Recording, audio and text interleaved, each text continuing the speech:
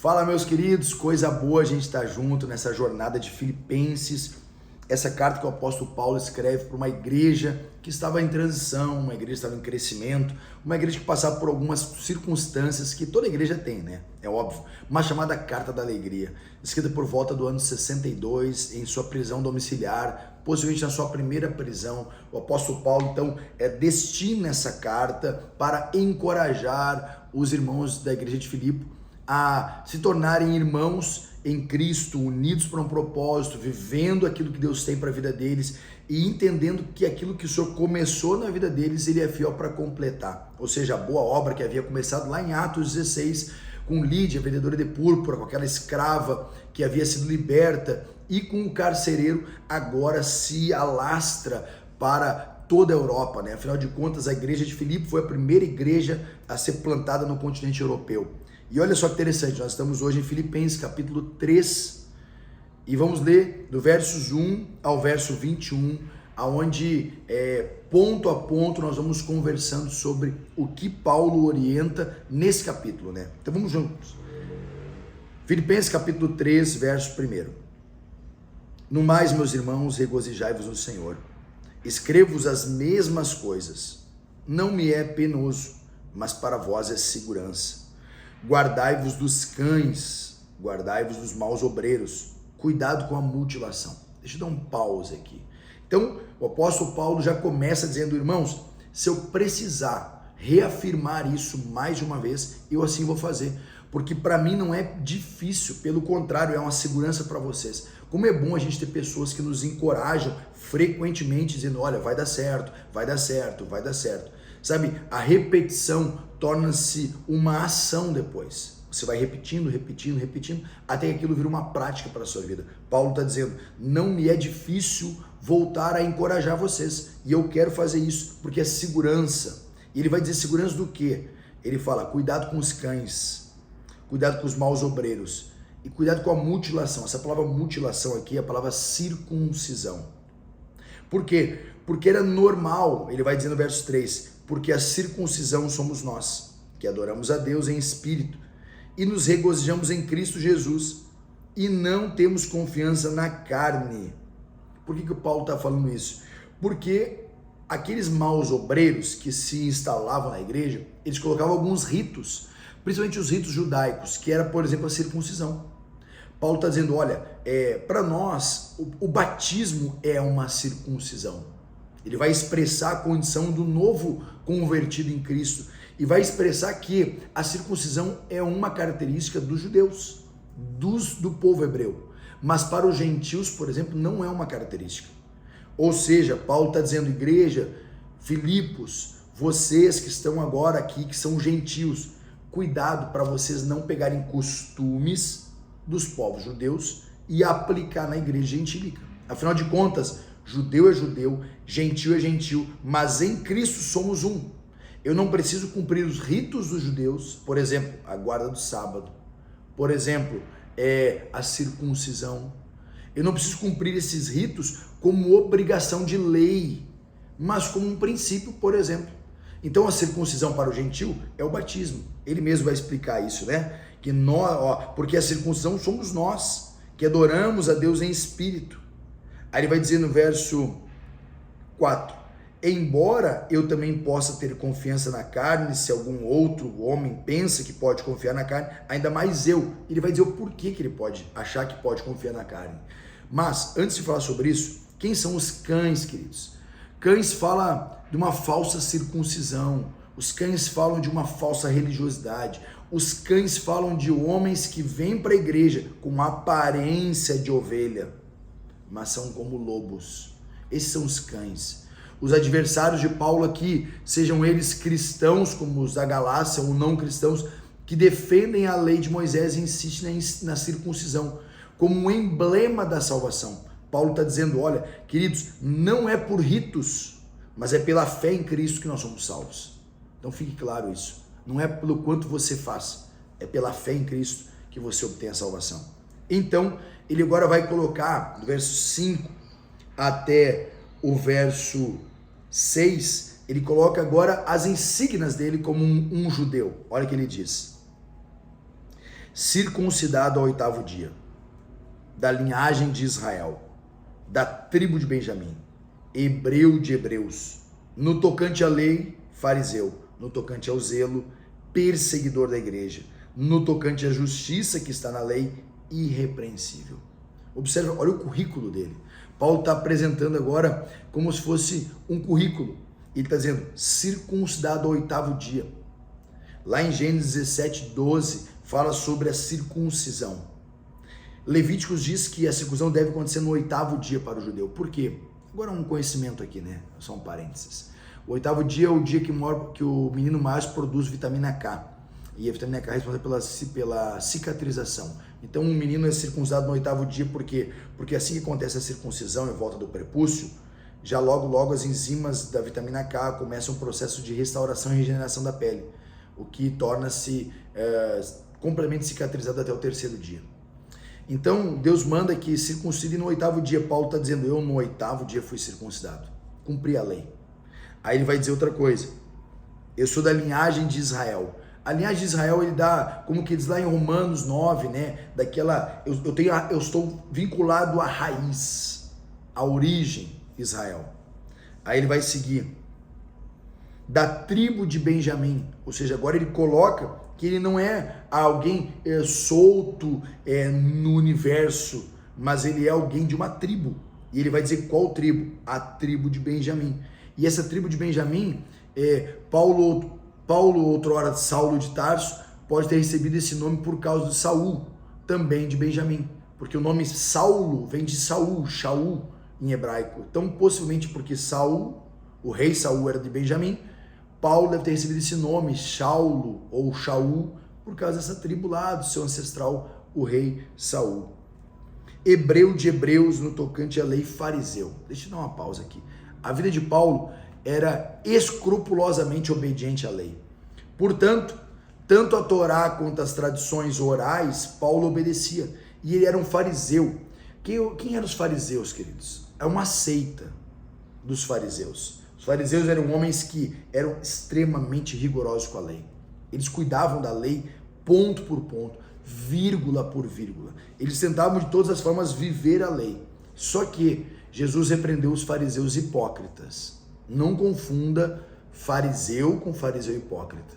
O fariseu era um homem que era zeloso pela lei, mas o hipócrita era aquele que falava que cumpria a lei, mas na verdade não cumpria, e botava uma dura carga nos seus irmãos. Esse é o hipócrita, que dizia, por exemplo, você deve orar, mas o cara não ora. Você deve jejuar, mas o cara não jejua. Você deve ler a Bíblia, mas ele não lê. Isso é um fariseu hipócrita. Agora um fariseu é um homem zeloso. Paulo está dizendo, eu era fariseu no tocante à lei. Segundo o zelo, e agora aqui o zelo, a palavra zelo é a palavra ciúmes. Segundo o cuidado que eu tinha, ele vai expressar, eu era perseguidor da igreja. Queridos, você imagina Paulo agora perseguindo a igreja. A igreja, ela foi tida no 1º século como um grupo de pessoas que estavam perturbando as tradições. Paulo está dizendo, olha, eu me levantei para tentar calar esse grupo de pessoas que perturbava a tradição, que perturbava Jerusalém. Por isso eu me tornei um perseguidor da igreja. Por isso, por amor às escrituras, por amor ao zelo da palavra, eu entendia que a igreja estava quebrando os princípios da Torá, mas não estava. Ela estava cumprindo. Mateus 5,17, Jesus fala, não vim abolir a lei, eu vim plerosai, tornar plena, cumprir ela. E essa palavra plena, plerosai, é cheia dentro, ou seja, a igreja, ela se tornou completa agora com a presença do Senhor. E ele vai dizer o seguinte, no tocante à justiça que está na lei, irrepreensível, ou seja, quando tinha que aplicar a justiça, eu aplicava. E aí você vai lembrar de Estevão, né? Quando Estevão é apedrejado, Paulo poderia ter sido o homem que iria absolver Estevão, mas ele não fez isso. Ele permitiu que Estevão fosse condenado. Então ele está dizendo o seguinte, no tocante à justiça, eu era irrepreensível. Mas, verso 7, as coisas que para mim eram consideradas como ganho, reputei-as como perda por Cristo. Ou seja, tudo isso E agora deixa eu dar um parênteses aqui.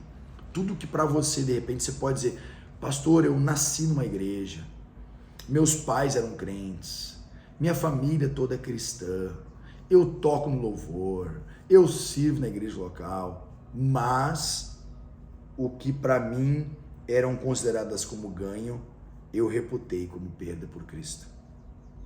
Na verdade, ele vai dizer, tenho também por perda todas as coisas, pela excelência do conhecimento de Cristo Jesus, meu Senhor, pelo qual sofri a perda de todas as coisas e as considero como esterco, para que possa ganhar a Cristo.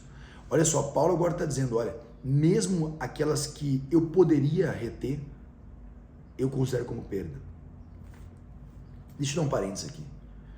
A verdadeira cristandade, a verdadeira essência de um cristão, não está em você renunciar àquilo que é ilícito. Isso é normal, renunciar ao que é ilícito. Mas para um verdadeiro cristão, a força está em renunciar àquilo que é lícito. Paulo está dizendo, eu perdi até mesmo aquilo que eu não precisava perder. Eu perdi por amor a Cristo. Ou seja, renunciar o que é pecado é fácil. Difícil é renunciar àquilo que é santidade, aquilo que é zelo, aquilo que é escritura. Paulo está dizendo, eu perdi todas as coisas por causa da excelência do conhecimento de Cristo. Ou seja, eu conhecia tanto da lei, tanto das escrituras, eu conhecia tanto acerca do universo que Deus havia colocado por meio dos patriarcas, mas eu considerei tudo isso como perda. E ele fala uma palavra forte, que é a palavra esterco, ou refúgio, ou lixo. A palavra grega empregada no sentido figurado quer dizer lixo, traduzida como estrume. Paulo joga fora com aversão qualquer coisa que possa interferir na sublimidade do conhecimento de Cristo, o Senhor dele. Ele está dizendo, independente do que você achar que é importante, se tira a sublimidade de Cristo, eu considero como lixo. Você não guarda lixo em casa, né? Você bota lá fora. Tem algumas coisas que você precisa tirar da sua vida para ver a sublimidade de Cristo.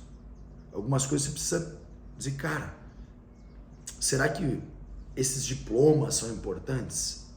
Ah, meu Deus, porque sabe, tem pessoas que vêm nos procurar, eu sou pastor, carteirinha do pastor, a carteirinha do membro.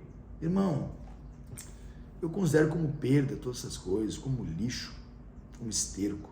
Afinal de contas, quanto mais esterco há na raiz, mais adubo ela tem, mais forte cresce a árvore. Então algumas coisas precisa jogar para virar adubo na sua vida, né? Vamos lá, vamos seguindo.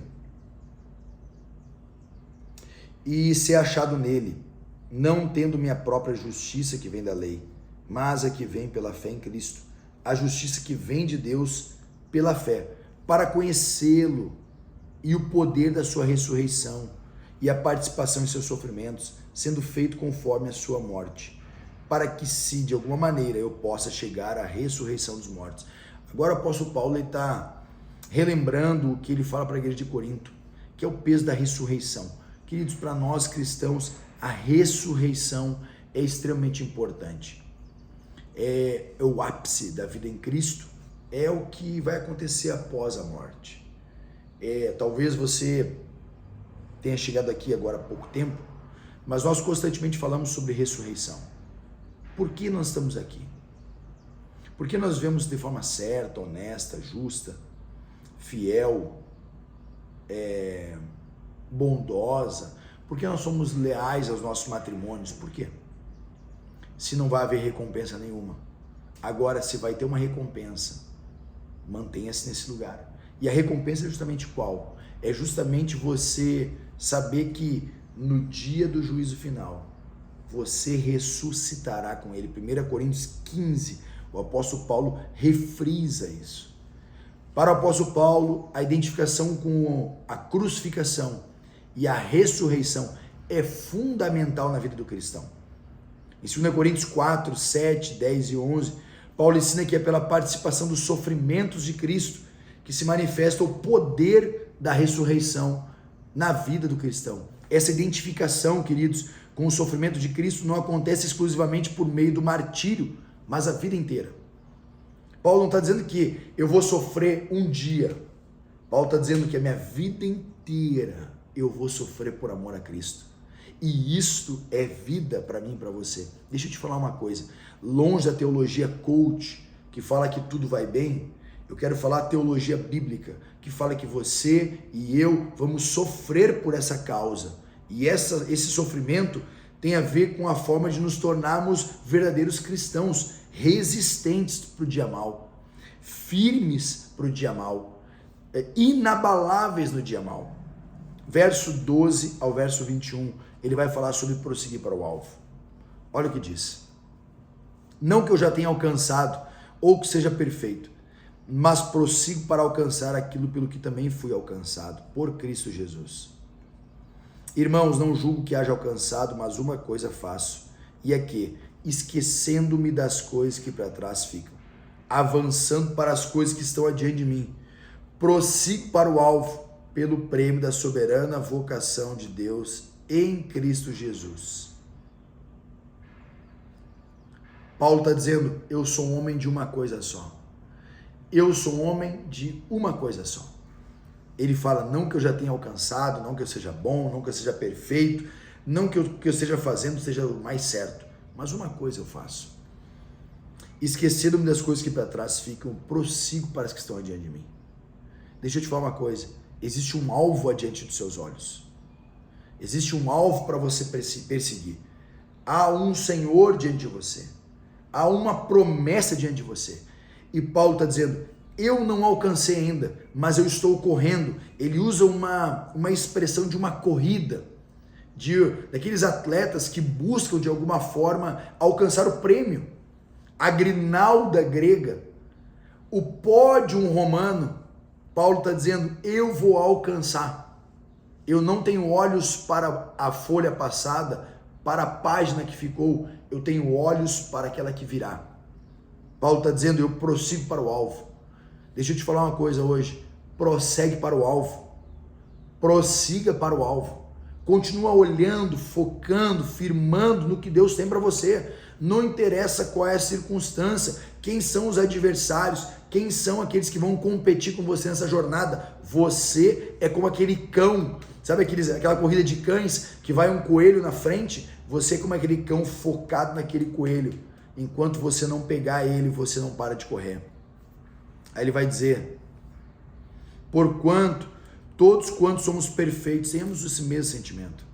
Se sentir de alguma outra maneira, Deus deve revelar ainda estar a vocês.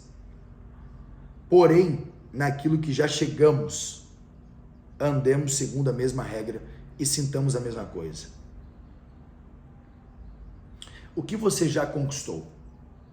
Quais são as áreas de Cristo que você já chegou? Paulo está dizendo isso agora. Naquilo que eu já alcancei, por exemplo, já venceu a pornografia? Já venceu. Nisso aqui, já é perfeito. Já venceu a mentira? Já venci. Nisso aqui você já é perfeito. Já venceu o adultério? Já venci. Nisso aqui já é perfeito. Ele vai dizer, naquilo que já chegamos, quais áreas da sua vida você já chegou? Quais áreas da sua vida você já se tornou perfeito? Ou seja, que não precisa mais corrigir. Nisso permaneça. Agora, quais áreas da sua vida você ainda não alcançou o alvo? É nessas áreas que você precisa então melhorar. Ele vai dizer, irmãos, sejam também meus seguidores e marcai os que assim andam, segundo o exemplo que tendes em nós. Porque muitos há, dos que muitas vezes vos disse, e agora também vos digo, chorando, que são inimigos da cruz de Cristo, cujo fim é destruição, cujo Deus é o ventre, e cuja glória é a sua vergonha, que só pensam nas coisas terrenas. Mas a nossa cidadania está no céu, de onde também esperamos o Salvador Jesus Cristo, que transformará o nosso corpo vil para ser conforme o seu corpo glorioso, de acordo com o trabalho pelo qual ele é capaz de submeter todas as coisas para si mesmo.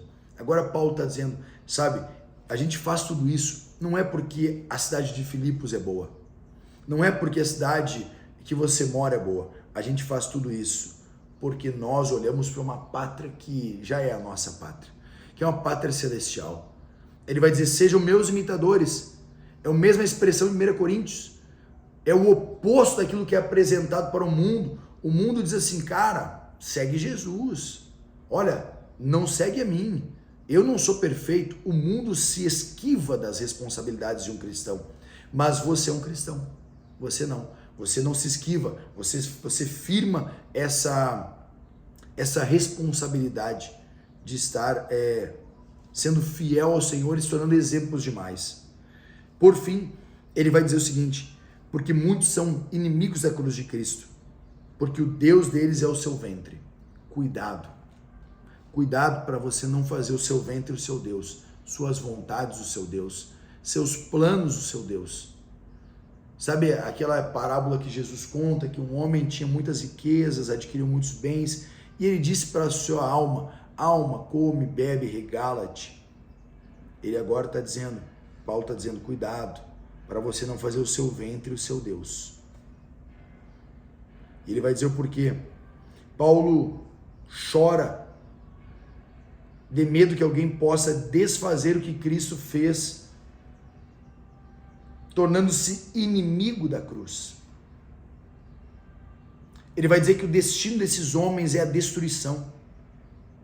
Ele vai dizer que o destino desses homens que tornam-se inimigos da cruz, amantes de si mesmo, amantes dos seus prazeres, amantes da sua própria vontade, amantes daquilo que eles conquistam com seus próprios braços, esses terão a sua própria destruição. Você deve conhecer alguém que deve ter amado tanto a si mesmo, que destruiu-se a si mesmo. Aí ele vai dizer, mas nós seremos transformados, o corpo da humilhação, uma atitude de desprezo que passamos hoje, se transformará em glória amanhã. Alguns homens e mulheres dizem assim, meu Deus, vocês vivem na igreja, vivem com essas histórias de crente, o que para eles é desprezo hoje, para nós é motivo de alegria amanhã. O Senhor então transformará o nosso corpo igual ao corpo da sua glória. Ou seja, 1 Coríntios 15, 20, 23, Paulo faz essa alusão das primícias de que Cristo morreu e ressuscitou em glória. E nós também morreremos, mas ressuscitaremos em glória. Assim como o Pai fez justiça à obediência de Cristo, também será fiel aos crentes na aflição, que culminará numa gloriosa ressurreição e lhe está preparada para o final dos tempos. Dito isso, queridos, eu quero encerrar deixando para vocês alguns pontos práticos. Primeiro ponto prático que eu tiro desse capítulo 3. Primeiro, considere todas as coisas por perda para ganhar o conhecimento de Cristo. Segundo, prossiga para o alvo, deixe as coisas que para trás ficam.